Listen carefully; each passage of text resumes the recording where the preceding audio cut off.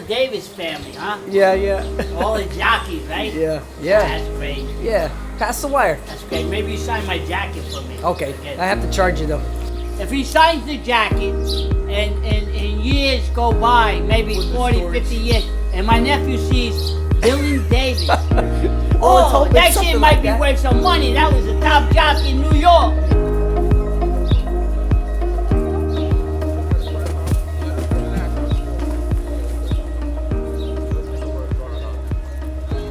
Charlie does a good job. I ride a lot for Charlie year round, and got a lot of winners with him. He's a loyal guy to us, me and Mike, and constantly have business throughout the year. It's horses that maintaining mounts, what you've been riding and keeping them fit for the next race. Also getting to know new horses that you haven't ridden yet. So the trainer wants you to get on them and breeze them full gallop and get to know them before the race, so you know them before the money's on the line. Look at Dylan, man. He's a movie star. He's going on Time Magazine. This guy's a maiden. He's never run before. The owner wants me to ride him, so I've been breezing him for almost 2 months now. Pretty close to it, and just trying to get him ready for the races. But he's been improving every work, and he's figuring it out. You know what we need from him, and we're hoping for a good performance race day. You galloped out really good, but as you went though, you look like he strides out, right? Yeah, he strides out big. Yeah, when he switched the lead, he jumped into it again. Big stride and out call. Yeah, Good. I know he had a real strong bullet work out of the gate. Yeah. But I think he's better off with a little more distance. Yeah. Well, he seems like he's like your type of horse, sitting pounds. Yeah. I think you know him better than anybody. You know. I've been breezing him a You lot. breezed him 6 times. Yeah. I can't wait to see him. I can't wait to see him out there.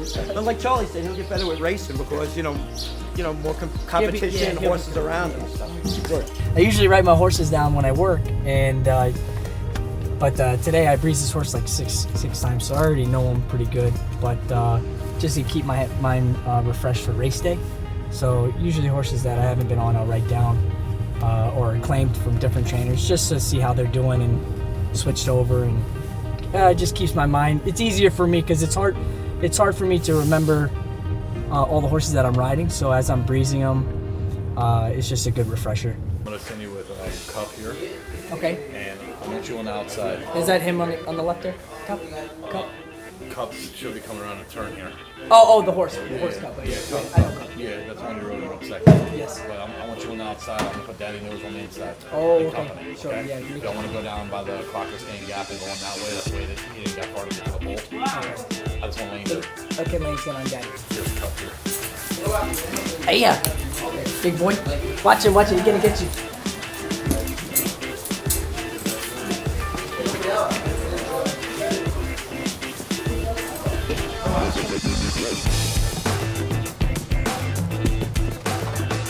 How we doing? All right. Feeling really good today. Didn't have a good workout.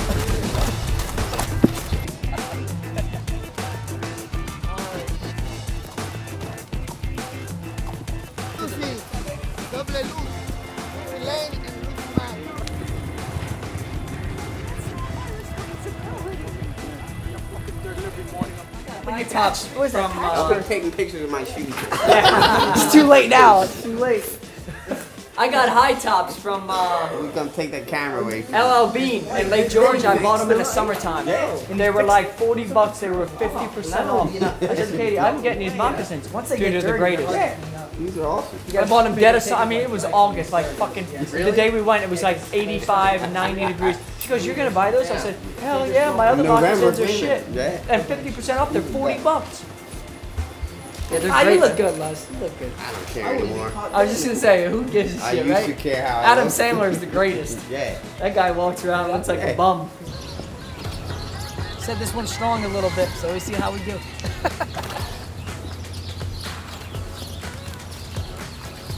Did Wayne tell you what you're doing? Inside, outside? Inside. Okay. All right. You inside.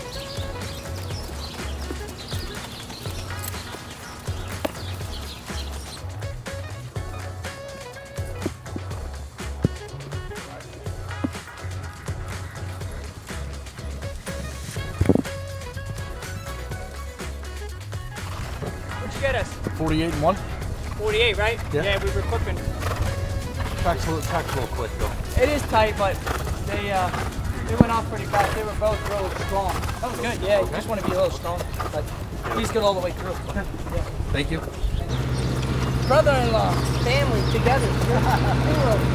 Dylan's been a regular rider for me since I've been in Naira, probably the last 6 or 8 years, on and off. It's very good to have veteran riders on the horse and can get your feedback. Some equipment changes, or if the horse is lugging out, or some issues going on with the breeze, they can usually tell you, and you can make some equipment changes or make some necessary changes you need to make in the mornings to hopefully fix that for the afternoons. Good luck today. Thanks. What's today's date? The 3rd, right? 2nd. 2nd? 3rd? Pretty sure it's the 2nd. The 2nd. So I wrote down the wrong day here, but yeah. So I'll just write down what I did here. Newport Bridge, and what trainer. Just a quick note, and then how fast we went, 48 and change. What track, company, inside, and then just a quick note about the horse. She's strong, and wants to fight you a little bit.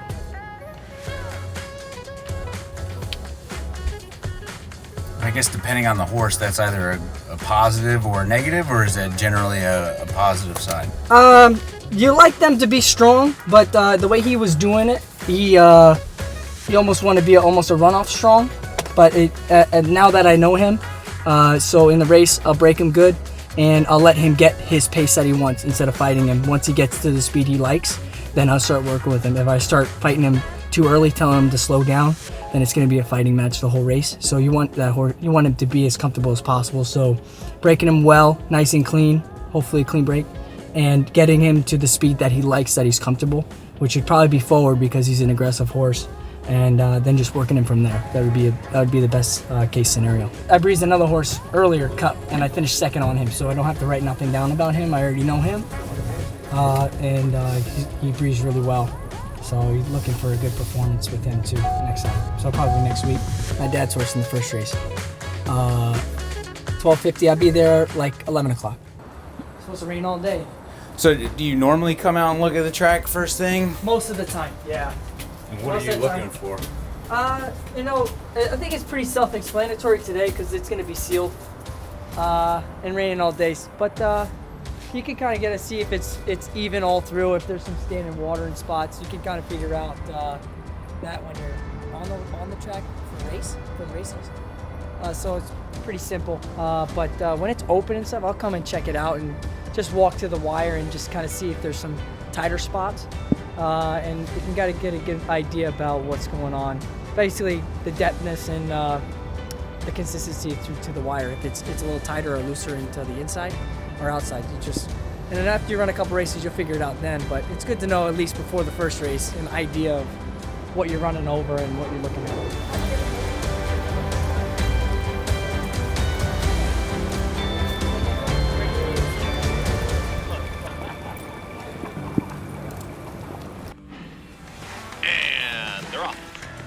Mentoli's Girl breaks well from in between horses right there in the early mixes. Better Be Smart wants to join the early leader. Purple Cap, that's Spirit of Esther. 4 across the racetrack here as Mary Union Avenue's in that early mix. It is Mentoli's Girl for a final furlong. Luna Patina is trying to pounce on this rival up the grandstand side. Better Be Smart in between horses, Mary Union Avenue. Mentoli's Girl is almost there. Luna Patina lunges. Mentoli's Girl wins the opener. Mentoli's Girl over Luna Patina. Better Be Smart. Then Mary Union Avenue in 1 minute 12 and 4. She felt good, right? Yeah, she broke sharper. Yeah, she looked great out there. She broke good. She could have went on to the lead, but I think it would have been too much for her early. She did get a little late, but she learned a lot. What's it like riding one for your dad?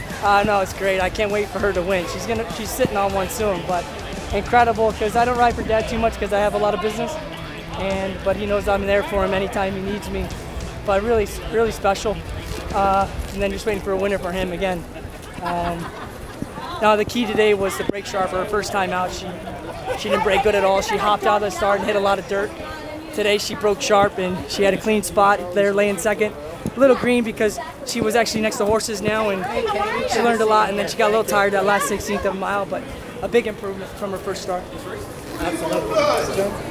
Does your dad critique your rides and all that stuff? Want to ask him? Sure. Dad, it was awesome. How was my ride? He rode absolutely perfect. And the horse ran out of training at the Yates pull, so he's blaming me. So, which is okay, as long as he rides my horseback. And they're off. Debbie Darling breaks well from an inside draw. Also right there is Accelerina in the early Won't Talk Mystique. And Dylan Davis there on the move, going to be a touch wide. Jay's Love is rolling from the back as well. Still 4 off the lead. Inside the final 16th, Jay's Love is almost there. Jay's Love wins it. Jay's Love over Accelerina, then Montauk Mystique. Try, Mike.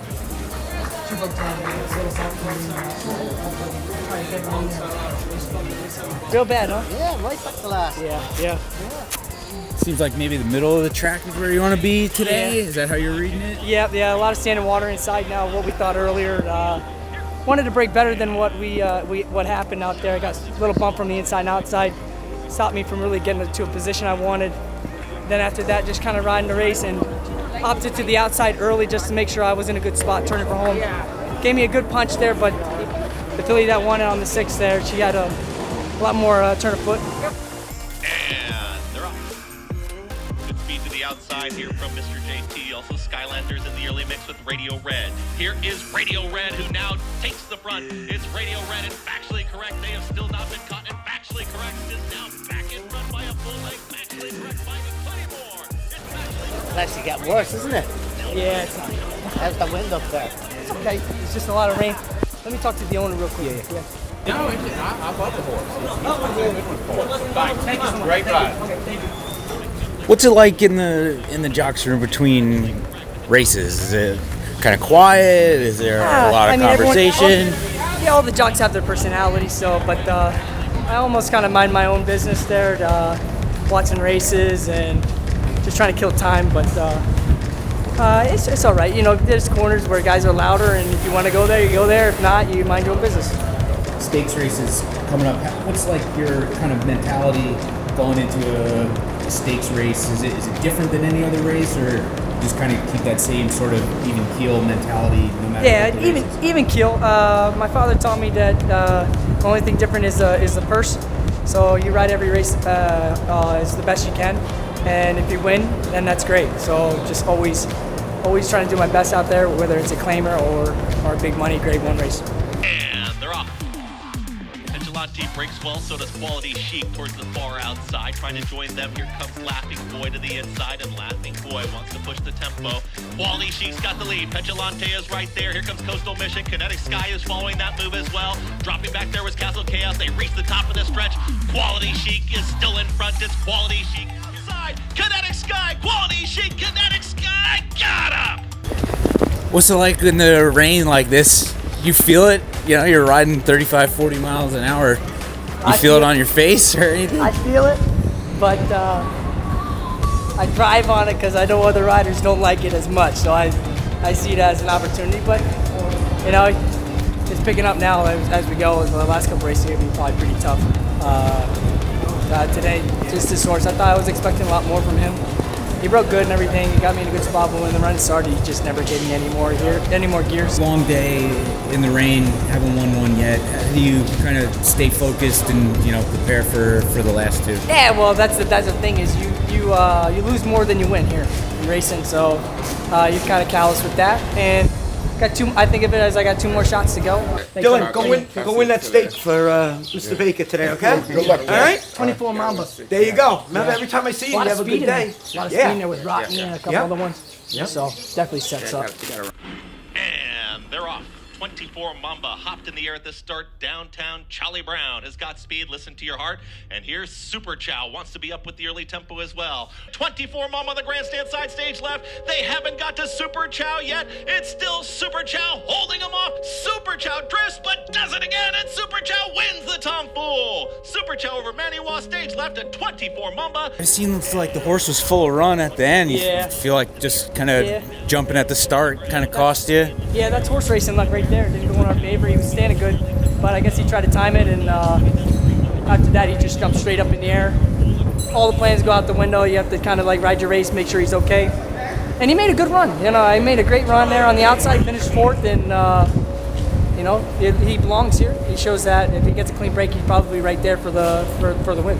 And they're off. Capital Idea breaks very well. So does Bergen from in between horses. Hard scent. There comes El Grandeo. And El Grandeo now wants to assert Bergen right there with just a touch out wider. But here comes Deterministic in full gear down towards the inside and takes the lead. It's Deterministic who's in front, is up by a length and a half. Just a touch into second. Deterministic wins the Gotham. Day is done. Yeah. No winners, but Tough day at the office. You want to win on days like today's, or any day, but big days like this, you try to come out with something. But you know, just now eliminating, it was tough for him here. I think the slop had a big deal to do with it, and maybe a little bit of the distance. He got tired there late down the lane. But you know, you try your best. There's always tomorrow, and that's the good thing about the game. You always can keep going and you stay healthy. You can try again tomorrow. You got the horses, and that's it. If you go without winning for about a week or longer, especially when you're used to winning so much, it's tough. It's tough to handle because the mental game. You could go and say, "Oh, I'm riding bad," and you want to change things, but that's not what you want to do. You ride the wave.